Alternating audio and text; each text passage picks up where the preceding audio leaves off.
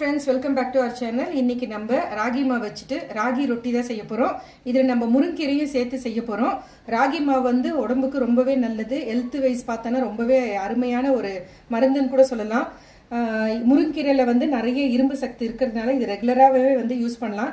இப்போ நிறைய கீரையும் கிடைக்குது. ஸோ ராகி மாவு முருங்கீரை சேர்த்து தான் இன்னைக்கு நம்ம ராகி ரொட்டி செய்ய போறோம்.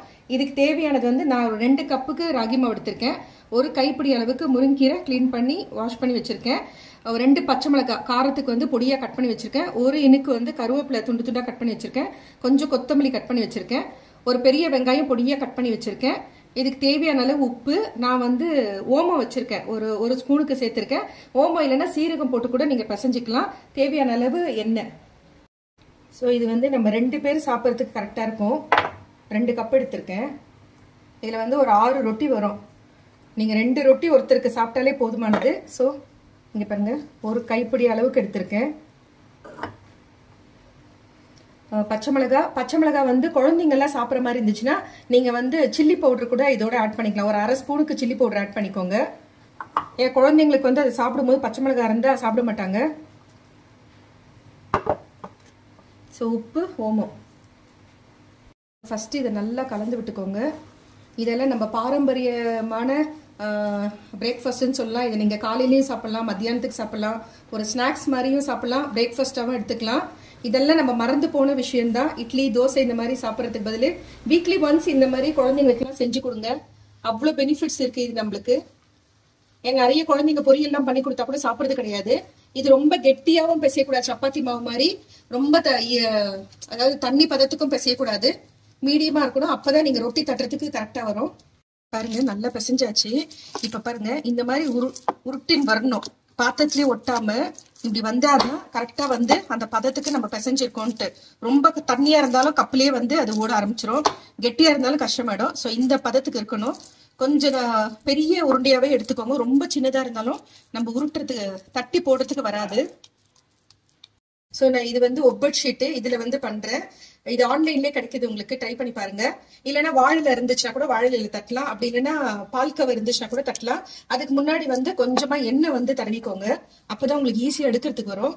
இதை நீங்க அப்படியே வந்து தவா மேலேயே போடலாம், ஒண்ணுமே ஆகாது. ஸோ நல்ல கொஞ்சம் உங்களால முடிஞ்ச வரைக்கும் மெலிசா தட்டிக்கோங்க. இதுல வந்து நிறைய மினரல்ஸ் இருக்கு, புரோட்டீன் இருக்கு, கார்போஹைட்ரேட் இருக்கு. இது வந்து நீங்க வந்துட்டு சாப்பிட்டீங்கன்னா ஒரு காலையில ஒரு பிரேக்ஃபாஸ்ட் சாப்பிட்றீங்கன்னு வச்சுக்கோங்க, நல்ல ஃபில்லிங்கா இருக்கும், பசியே எடுக்காது. பாருங்க, அவ்வளவுதான். கையில கொஞ்சம் எண்ணெய் தடவிக்கிட்டு அப்புறமா தட்டுங்க, அப்போ உங்களுக்கு ஈஸியா வரும் தட்டுறதுக்கு. அவ்வளவுதான். இது அப்படியே நம்ம தவால போட்டுடலாம். பாருங்க,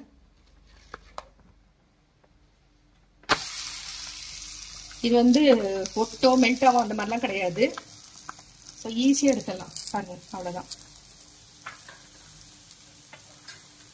லேசா கொஞ்சமா எண்ணெய் ஊத்துங்க. எண்ணெய் இல்லாம நீங்க இதை செய்யவும் முடியாது. அப்படியே வந்து மாவு அந்த கலர் அப்படியே இருக்கும். எண்ணெய் ஊற்றி பண்ணா மட்டும்தான் கரெக்டா இருக்கும். இப்ப நான் ஊத்தின எண்ணெய் கீழே அப்படியே ஸ்ப்ரெட் ஆயிடும். திருப்பி போடும்போது மேலுக்கும் கரெக்டா இருக்கும். ஒரு 1 மினிட்டுக்கு வெந்தா போதும். ரொம்ப தீச்சு விட்டுறக்கூடாது. நம்ம எதுவுமே வதக்காம அப்படியே தான் செஞ்சிருக்கிறோம். பாருங்க, நம்ம எண்ணெய் ஊத்தினால தான் இந்த கலர் வந்திருக்கு. அப்படி இல்லைன்னா அந்த மாவு கலர் அப்படியே தெரியும். நான் கீரை, வெங்காயம், பச்சை மிளகாய் எதுவுமே வதக்கல, அப்படியே போட்டு பண்ணியிருக்கோம். அந்த தவா சூட்லயே வந்து நல்லா வெந்துடும். சூப்பரா இருக்கும் டேஸ்ட். குழந்தைங்களுக்குலாம் அடிக்கடி செஞ்சு கொடுங்க. சிறுதானியம் எவ்வளவு முடியுதோ விதவிதமா வந்து குழந்தைங்களுக்கு செஞ்சு கொடுங்க. இந்த மெத்தட்ல ட்ரை பண்ணி பாருங்க, சூப்பரா இருக்கு. இதுக்கு வந்து உடச்ச கடலை சட்னி, வேர்க்கடலை சட்னி, இல்லைன்னா கார சட்னி கூட வச்சு சாப்பிடலாம், அருமையா இருக்கும். இப்ப பாருங்க, ஒரு நிமிஷம் தான், அவ்வளவுதான் டைம் இதுக்கு. இப்ப பாருங்க, நம்ம எண்ணெய் ஊத்தல, அந்த ஒரு தடவை ஊத்தின எண்ணெயிலேயே வந்து 2 இதுக்கும் வந்து அப்படியே ஸ்ப்ரெட் ஆயிட்டு இருக்கு. ஸோ அவ்வளவுதான், வெந்தாச்சு, எடுத்துடலாம். ஸோ நம்மளுடைய ராகி ரொட்டி முருங்கீரை போட்டு ரெடி ஆயிடுச்சு. இதுக்கு நான் சட்னி வச்சிருக்கேன். இந்த மெத்தட்ல செஞ்சு பாருங்க. பிடிச்சிருந்தா லைக் பண்ணுங்க, புதுசா பாக்குறவங்க இருந்தா சப்ஸ்கிரைப் பண்ணுங்க, மறக்காம பெல் ஐக்கான பிரஸ் பண்ணுங்க. அப்பதான் நான் போடுற வீடியோ உடனுக்குடன் நோட்டிபிகேஷன்ல வரும். Thank you friends, take care, bye bye.